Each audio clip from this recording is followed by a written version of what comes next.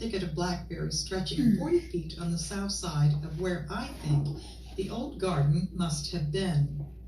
Now that thicket goes too deep now for me to even guess the depth. It's too brambly and prickly to do much more than pick the blackberries off the outer edges of the thicket, which is what we always did when I was a child. My mother told me the people that they bought the land from told her that there were several fruit trees out there as well somewhere, but we never saw any of that fruit. At the time, I was living near a century of neglect. The old homestead was being pulled down slowly by strong vines. There were no windows or exterior doors existing. It was leaning and sinking. The added stress of the heavy vines were pulling it apart, and it was accelerating the rate at which nature was reclaiming the house. We were surprised, though, to see prints in a few of the remaining patches of snow along the path as we headed towards the house. Due to the snow melt, we couldn't be sure of the size or the specifics of the prints, but we could see they were oval in shape and rather large. Perhaps those could have been bear prints. In a car that can be severe. Tell your doctor about new or worsening eye problems, such as eye pain or vision changes, including blurred vision, joint aches and pain, or a parasitic infection. Don't change or stop asthma medicines without talking to your doctor. Healing from within is a wonderful thing. Ask your child's eczema specialist how Dupixent can help heal their skin from within.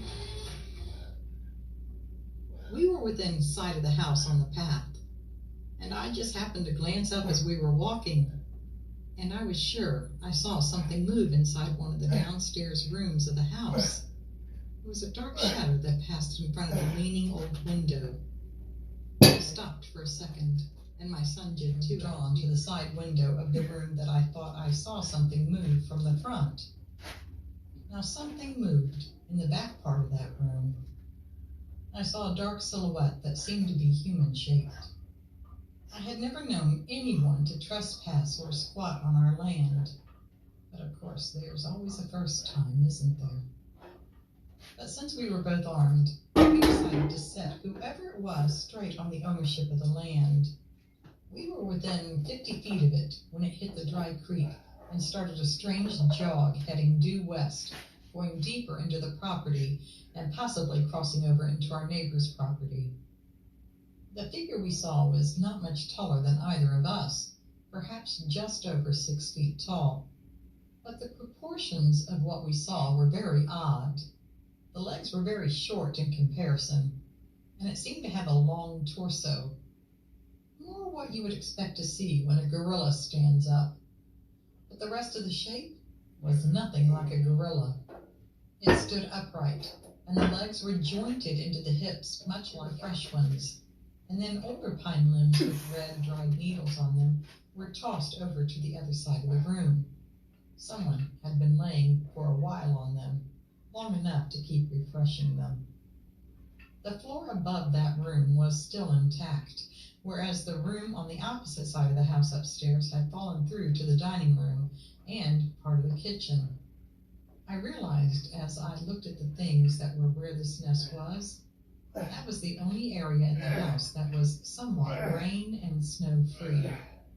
Now wind did come in at the windows and the doors, but the vines were almost like curtains over those. When my wife and my mother asked why we needed rifles, I simply said, this is when bears wake up. And we thought there might have been one out there, and we didn't want to run into a hungry bear. We approached the house this time much more carefully and very quietly.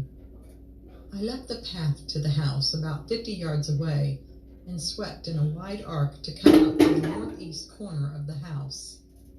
This would vector the window at an angle to see to that far corner.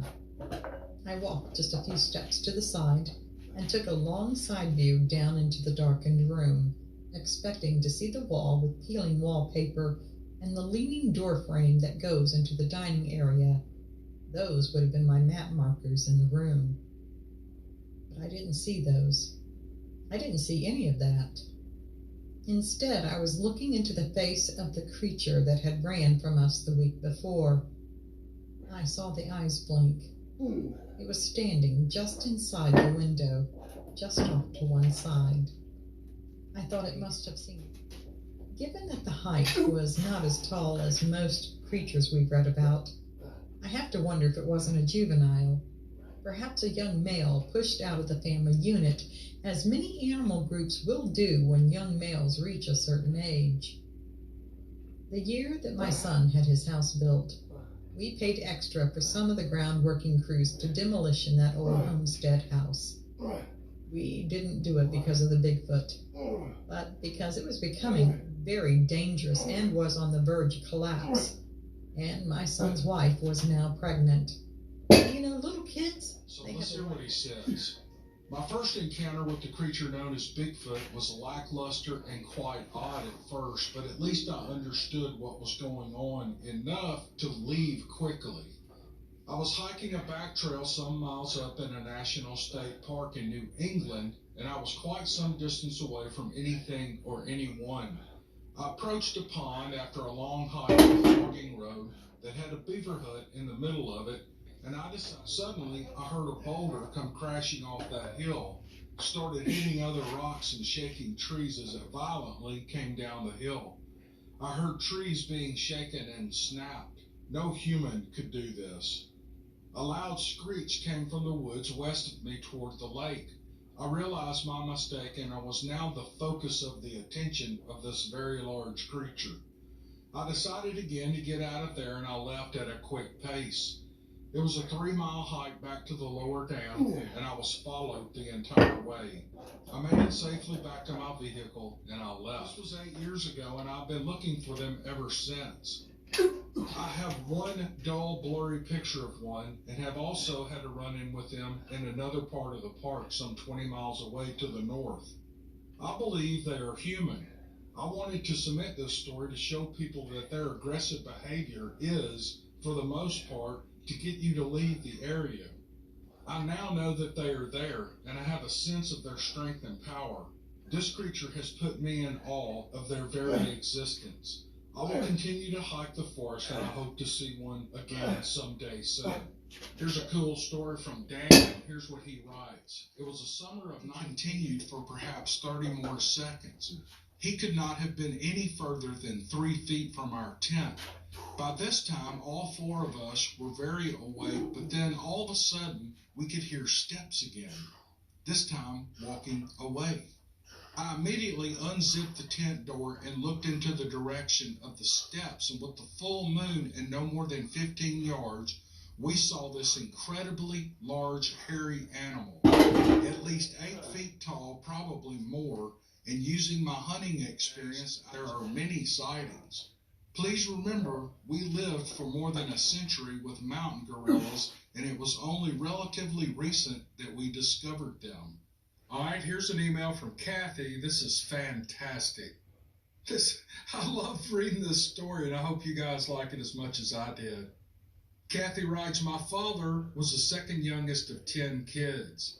He and his twin sister were born in 1945 at their family home in Clay, West Virginia.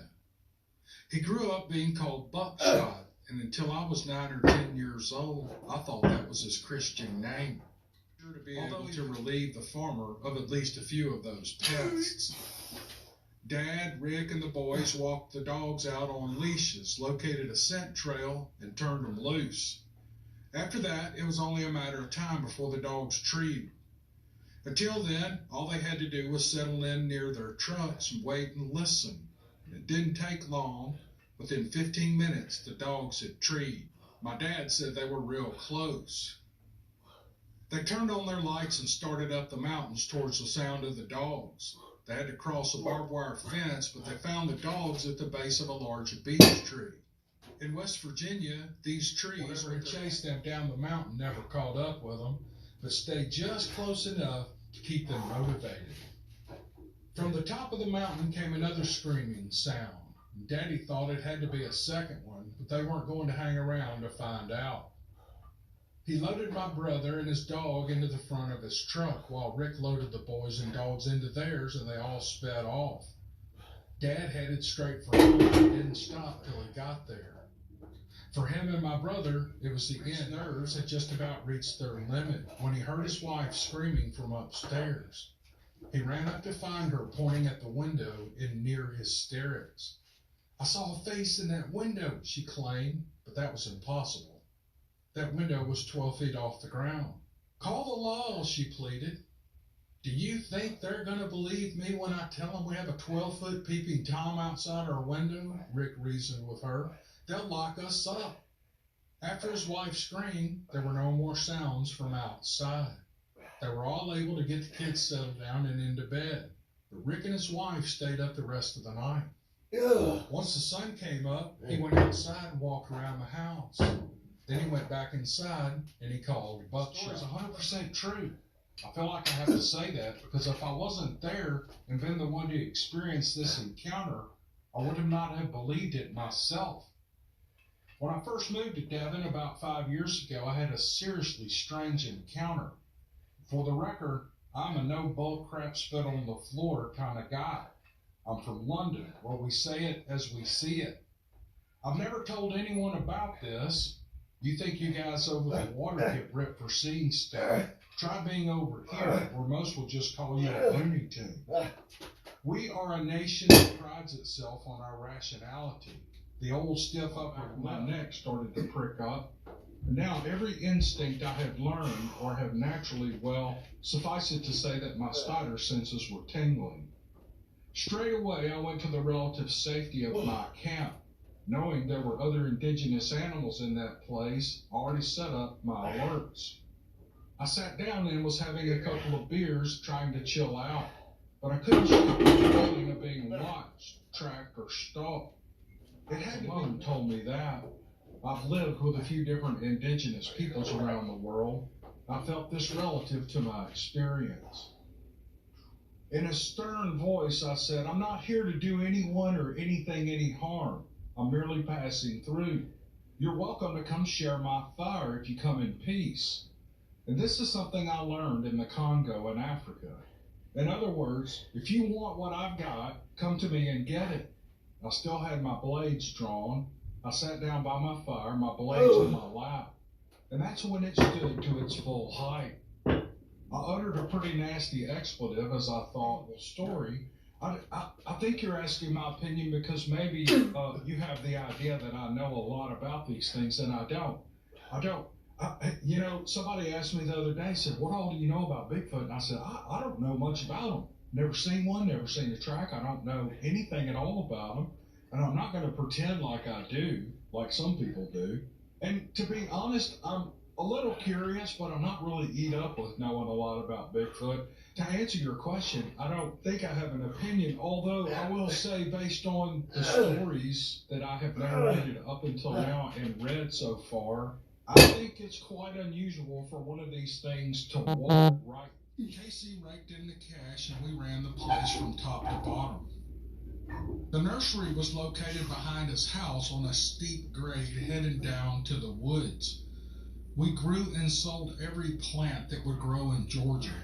We actually built the whole growing area for him. We cut steps in the side of that hill and we built growing beds with old railroad ties. And for all our hard work, Casey paid us well and he gave us full run of the place. It was a big plot of land and not all of it was used for the nursery. We were also allowed to hunt on his property. A half mile into the woods, wondering what in the world could make so much racket and push trees around like that. My treehouse stand was well camouflaged. It was enclosed and it was spray painted camo. Camo net was all over it and plenty of limbs and piled up brush stuck to it. It had shooting slats on all four sides. By this time I figured that whatever was heading my way was not a deer. If it was a man, he was about to catch an earful from me. On three sides, there was a pretty steep hill that opens up into a pretty good-sized bare area. It was a perfect kill zone with two game trails that ran right through it. The thing, or the guy, kept coming, and by this time, the sun was out good, and I could see I thought that I might be experiencing the best sighting anyone has ever had of a Bigfoot, and I was getting away with it. I was recording all of the things about his appearance in my mind, and I would soon take notes when I got back to my truck. But then things changed. He stopped right under me. He tilted his head back and he began sniffing the air. He moved around a bit below me, and I heard something hit the bottom of the tree stand. I think he knocked his head on it, and it annoyed him. I actually almost laughed, but I knew better. I was still well hidden and 10 feet above him. He started getting froggy. Well, that's it. Nice little Saturday workout, man. Pretty simple. Did arms, did some inclines. I'm still going with lightweight, trying to recover from our little strain or whatever the fuck it is. But, you know, going high reps, keeping a good pace, not too much rest in between. That way we can, I still got a good pump off of that, even though it was lightweight. This video here, there might possibly be 2 versions of it, because I finally got my other camera, and it is from where you're sitting up above filming me. It's been stationary right there the whole time. Might be my first time trying to fiddle with it and use it, so maybe I'll be able to get that footage on. There'll be just 2 versions of this video, or maybe that was just a trial run, and, you know, I'm still gonna be figuring it out. It don't matter, you know. But anyways, that's it, man. That was pretty good. Just, you know, go in the house, enjoy the rest of this Saturday, and more than likely see y'all back out here tomorrow. Probably do some flat bench. Try to get another nice little pump. We'll grow a little bit, you know. All right. We'll see y'all tomorrow. Then, you know, if there's nothing else. I'll take it easy.